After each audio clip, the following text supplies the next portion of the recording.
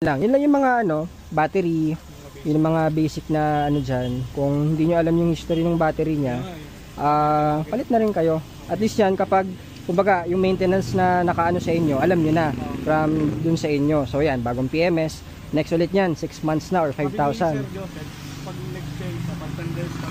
Pwede sir, oo. Para at least yan, bago na, hindi na kayo magka-problem sa unit. Kasi sa itsura naman, hindi na kayo mamroblema doon sa itsura, pogi na eh. So ayusin na lang yung, alagaan nyo na lang yung mga maintenance niya para masulit yung unit na magalap sa inyo. Ganda pa naman, no?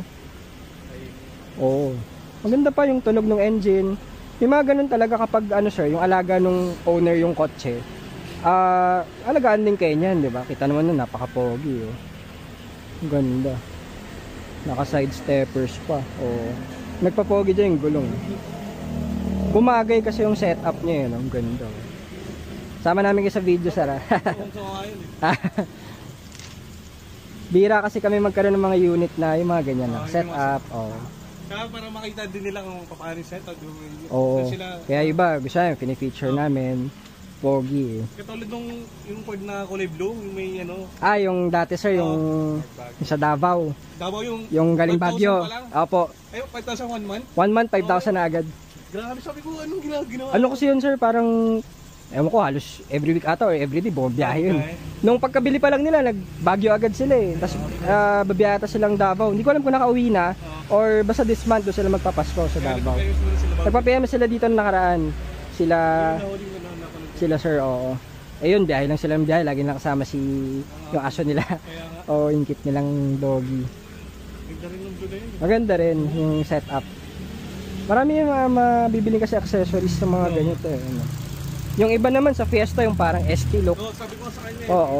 Kaya ito, yan, pogi na. Simple lang siya pero parang stock lang din. Oo sir, halos stock lang. Pero para siya naging off-road, semi-off-road look, pogi. Kasi tapos may nakita pa sa vlog niyo, sir. Yung nagkabit kayo, na-request daw ng client dito. Oo, pwede naman yon kapag yung may mga nagpapa-add-on. Although hindi namin kasi specialty yon, kumbaga, kaso may iba na nagpapa-request. Actually, pinapaano lang din namin sa shops. Kasi syempre ang focus namin, yung engine, transmission, yung mga special request ng mga yung iba kasi sir, tulad nun, yung mga 3-step detailing, mga paint, parang bonus na lang yun eh. Kasama naman sa sinasama na namin para at least tulad niyan pag-release ng unit, pogi na, gagamitin na lang. Pero ang focus talaga namin, engine, transmission, mga kasi pag used car, yun talaga yung kadalasan na wear and tear, pinapalitan namin. Naayos namin. Bawat inkwerto sa dito eh. Nakakuha na Mga 2018 kasi sir, medyo bihira sa amin. Ang marami 15, 16, 17. Saka depende sa stock. Wala na agad pambihira yan. So nag-inquire din pala kayo dati. Kaso nga, minsan nga yung isang 18 hindi pa namin na vlog yung brown ata yun or nakita lang pati yung black, may isa pang black eh, yung parang 30 minutes lang. Yung brown nakita. Sold agad. Sabi ko ba't ang bibilis naman. Kukuha pala kayo dapat dito rin. Pero at least yan yung unit nyo, di alagaan na lang natin, no? Ganda, pogi. Saka yung engine niya, malaman mo yung tunog. Kasi sa amin, sa dami naming makina ngayon, alam mo agad pag hindi normal, may iba yung tunog, may lagitik or may something. Okay pa to. Saka sa itsura naman, alam mong alaga ng dating owner, kaya ganda. First owner sir, pagbilan nyo. Oo, yun maganda. Pero okay na to sir. Tapos na, no? Tapos na daw. Ganda. Nadagdagan lang daw natin yung server ng tubig. Para hindi na kayo magka-problem. Kasi ito dapat naka-lock to ng maayos. Sige. Doon na kayo sa office, para parang uulan na. Kinis pa naman. Bagong car wash ata. Pinax ko lang yun, sir. Kayo mismo nagwa-wax, sir. Pag wala akong ginagawa. Yan, maganda kasi pag black. Medyo mas mahirap lang yung maintenance yan. Pero alaga lang yan. Car wash yan, yung wax lagi para hindi kumapit yung dumi. Yung alikabok. Yung pabili mo sa itim, yung mga alikabok eh. Pero tulad yan, kita nyo, diba kapag naka-wax saka detail siya, ang elegante tingnan, diba? Ang ganda. Yun nga lang, mas ano lang talaga siya sa maintenance. Lalo pag maulan. Correct. Bagay, mukhang malaga naman kayo sir eh. Kayo mismo nag-wax eh, no? Ang daming kotse sa labas. Di ba tayo sir?